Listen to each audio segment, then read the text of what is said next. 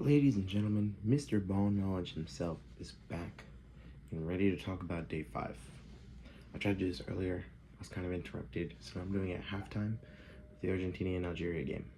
And tomorrow, I'll talk about game 6 and we'll be on track. I know I said I'd combine them, but it's fine. There might be a glare. It's too late at night. That glare is going to stay here. I'm going to try and record this next one tomorrow. See how it goes. But, yeah, first game of the day. Banger. Game of the tournament. Spain, Cabo Verde. No. It's crazy for me to say game of the tournament's a no. But a nation who it's their first World Cup. They've never qualified before. And they hold Spain to a draw. Vizinha, absolutely immaculate display. He deserves every one of those 8.9 million Instagram followers plus for that performance alone. Spain looked lackluster. They did not play well. They had most of the ball. They couldn't break down a low block, which is what you need to do as the better team.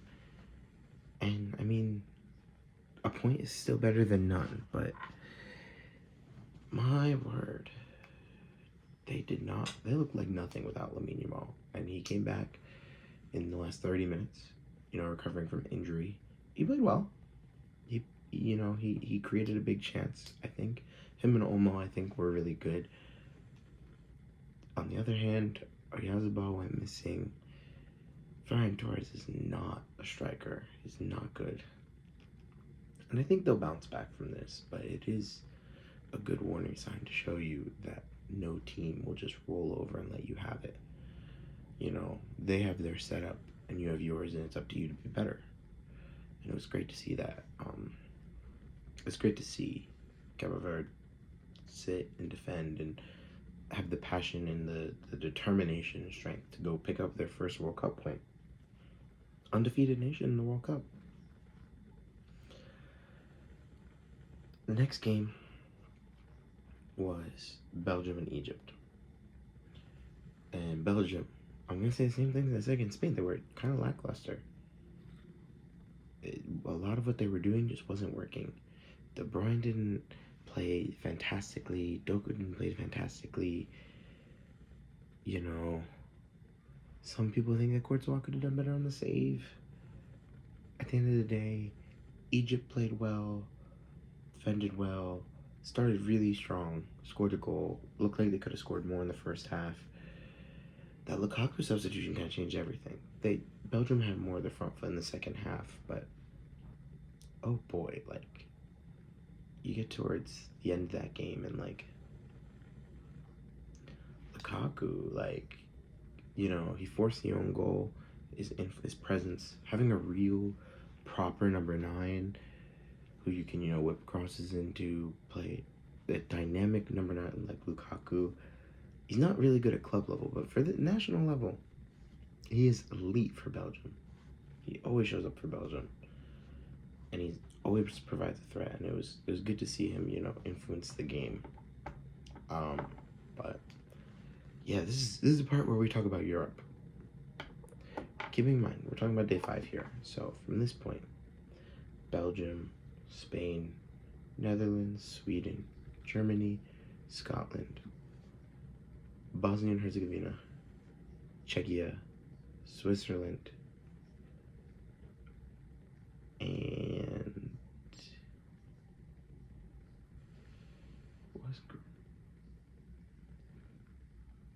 Turkey. Those are the 10 European teams of the 16 that have played at this point. And of those 10, Germany, Scotland, Sweden, only 3, I can say, exceeded expectations or played to their expectations. You could maybe argue Netherlands, but even then, the Netherlands should be winning a game against Japan. If you think about the Dutch heritage, I mean, they were in the World Cup final in 2010. They made it to the semifinals in 2014. They're an elite team. And the fact that they didn't win, I feel like the Dutch expect more from them. Me, personally, I think this is about they're meeting expectations, but general public expectations. 3 teams met or exceeded expectations.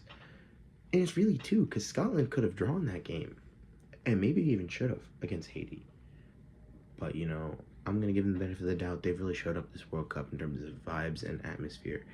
And they went and they got their win, their first World Cup win in a long time. So I'm not gonna doubt them for that. Sweden, fair play. I apologize to Graham Potter. I think I did in the last video. I'm gonna do it again because he got this team to score 5 goals and to play like they're supposed to. 2 world-class strikers up front, and they're actually showing that they're world-class strikers at this World Cup. So, fair play. And Germany love to humiliate teams. The past 2 World Cups, it was themselves, but they love to just humiliate a team. So, they outperformed their expectations. But Spain underperformed. Belgium underperformed. Switzerland underperformed. These are teams that are expected to win, and all 3 of them drew. Bosnia and Herzegovina played really poorly. They just sat back and just waited to concede, and they scored a jammy set piece goal. Czechia, same thing. So bad. And the reason why I'm bringing this up is because Europeans had spent a lot of time, I had heard talking about before the World Cup, too many nations in the World Cup. It's getting too easy. Now, obviously, some of these, it's mostly I'm hearing this from, British people, but the elite team Europeans are being so disrespectful to all the teams that qualify, because European qualification is the easiest of the qualifications. I'm just going to get into that right now, okay? You top your group, you make it.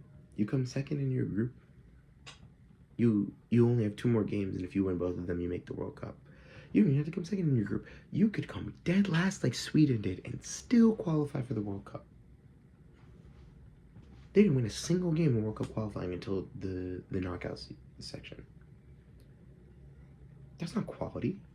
In Africa, up until this tournament, you had to win your group, play 2 games against each team home and away. And once you won your group, then you're paired with another group winner. You play a home and away, winner of the 2 on aggregate goes to the World Cup.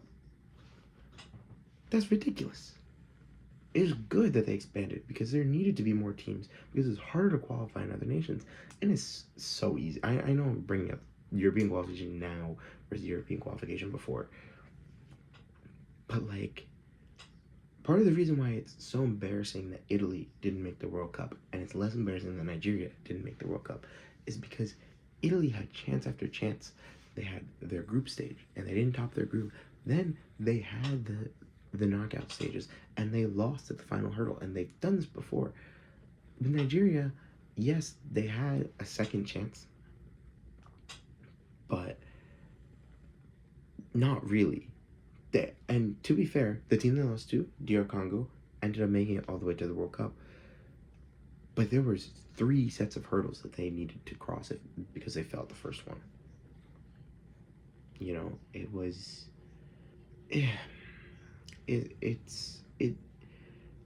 It's kind of disappointing to hear this talk and then see the underperformance from not these bad teams. They're not bad teams. They're good teams. They beat quality teams to get here. However, beat Cameroon to get here, okay? They beat Cameroon. They topped their group with Cameroon to get to the World Cup. They wanted it more, and Spain just thought they would roll over. No. They played their style. They knew what they were up against, and they played as the best they could, and they got a good result out of it. What do you expect? And I'm not going to say the same could be said about South America, because 4 teams have played so far, and I think Ecuador, on a different day, they could have gone through. Paraguay looked bad. Brazil were playing tough opponents. It's too early to completely judge, but it's just a statement that I'm making that the World Cup, the golfing class is not huge.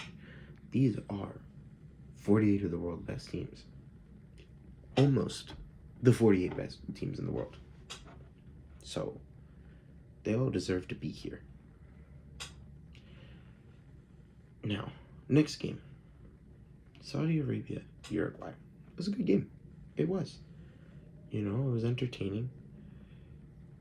Saudi Arabia had a good first half. They deserved to draw. Saudi Arabia had a good first half. Uruguay had a good second. You know, Saudi Arabia maybe should have scored a couple more, whereas Uruguay were kind of lucky almost to get their goal, I think. But at the end of the day, Saudi Arabia were giving up chances late and becoming more and more tired. They were bound to concede a goal. They were kind of lucky not to concede two. Not much said about that. At the end of the day, their group is all on 1 point, so they're not behind or ahead. It's a good 1 point, and I know each team are going to be looking towards Spain, towards their game against Cabo Verde to look to get 3 points. But you know, they should take notes. They can get a point off of Spain too if they really try hard enough. But yeah, I think the other thing that makes it interesting is I think those teams are now going to have a harder time against Spain because Spain is going to look to top their group, and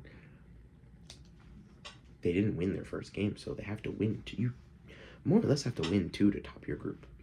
It's not always the case, but it's usually the case. You win two, or at the very least, you definitely don't lose. Spain didn't lose, but it'll feel like a loss. Now for the final game of the day. This was the best game by far.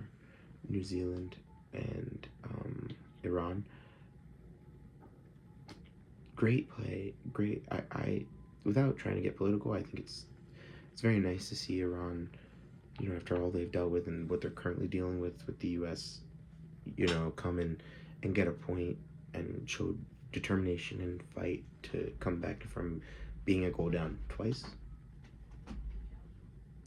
It's a cap.